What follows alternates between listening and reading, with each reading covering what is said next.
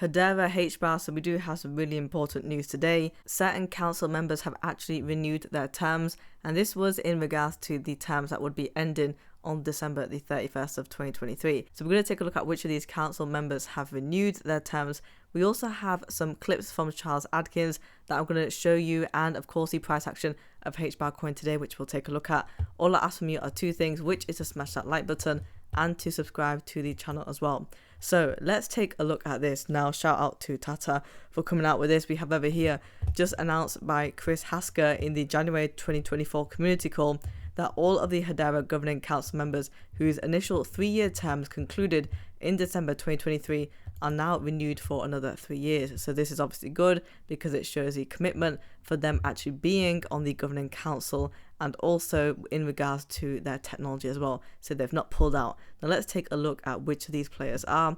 We have over here, it is from the list of the numbers 2 through 14, and he lists them over here. We have Deutsche Telekom, DLA Piper, Magazine Louisa, Tata Communications, Boeing, IBM, WorldPay, Nomura, Google, Wipro, UCL, Zain, and LG. So some big players there. I mean, it's good that we've still got Boeing on board, we've still got WorldPay, Google, and Tata. And if we take a look at this document, you'll see that at the end of the term for the rest of the ones, from Avery Dennison all the way to Service Now, their terms will be ending in this year on December the 31st, and so we'll have to see in 11 months time whether or not they'll be renewing their terms. But some really bullish news, as all of these have renewed their terms. And of course we have Dell Marketing and Coffer that have just recently joined. Their terms will be ending in 2026. So we've basically got them all in the bag, and it's pretty good news for Hedera that we haven't lost any of our council members. So it just goes to show how strong that is.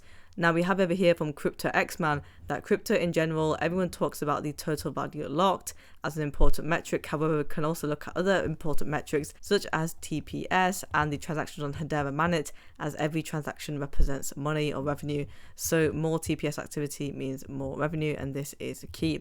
So we have over here 4.3 million Manit accounts created and 116.9 million transactions in the last 24 hours.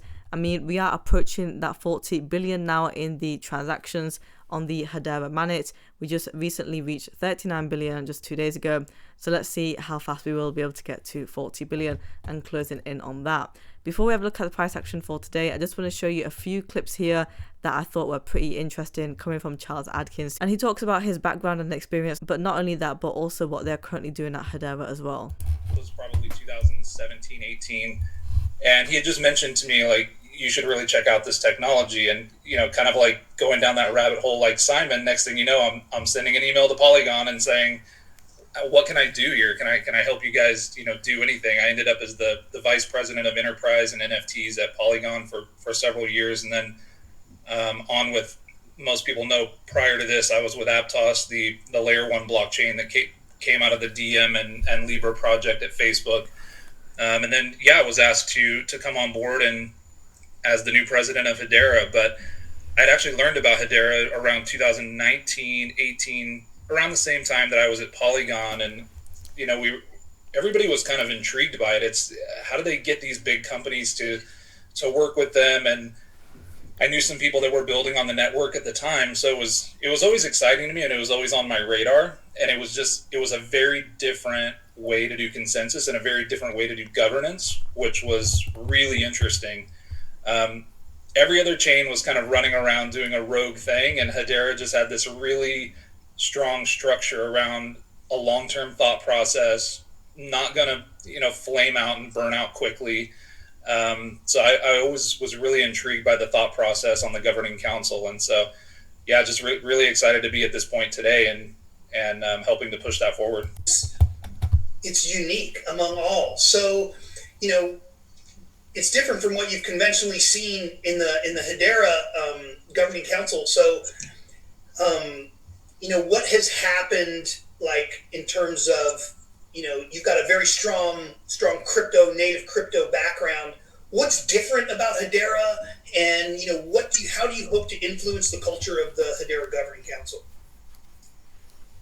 Yeah, I mean, one of the main differentiators I can tell you was a big challenge and pain point at any chains prior to me coming to Hedera was the fixed cost structure of the chain. So that doesn't matter if, if you're a large corporation and you go in and you try to do your financial modeling and you have to tell your CFO, like, hey, this monkey picture got popular on the other side of the globe, we kind of messed up our whole model. That's a real difficult conversation to have.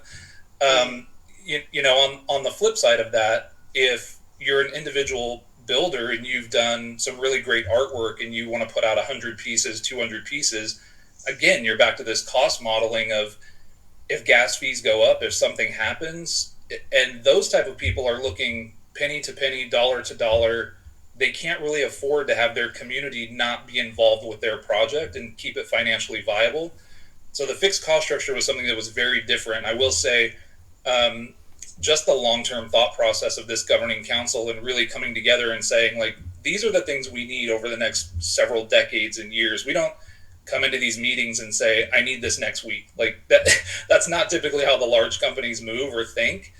But I hope that the community and the ecosystem broadly understands that the things that enterprises need are at such a higher quality than even most individual builders even need. But they still get the same cost as these big companies. So, the savings happen on both sides. The fixed structure happens on both sides. And the same technology that somebody as big as Magalu is using is the same technology that an individual artist building a one-of-one is using. And you rarely see that in technology. Individual council members driving or championing Hedera within their own organization. So maybe growing it from a department to multiple departments or interdepartmental. Are there OKRs around that? And do you have some examples that could provide on that? I think one of the ones that we're working on is an OKR around governing council member engagement, and that's just that's kind of the idea of them taking it up to higher levels within their organization. But a lot of that is making sure that, we're ready to handle an organization like that as well. I mean, there's just simple, accounting things that every business in every region needs something a little bit different, a little bit different type of an invoice, a little bit different type of a contract. And so, it's just really the localization of how we do business with all of our council members is, we're working fast on our side, they work fast on their side, and we're trying to make sure that engagement grows together. So, yeah, I mean, I will say the council members work very hard on getting that engagement into their organizations.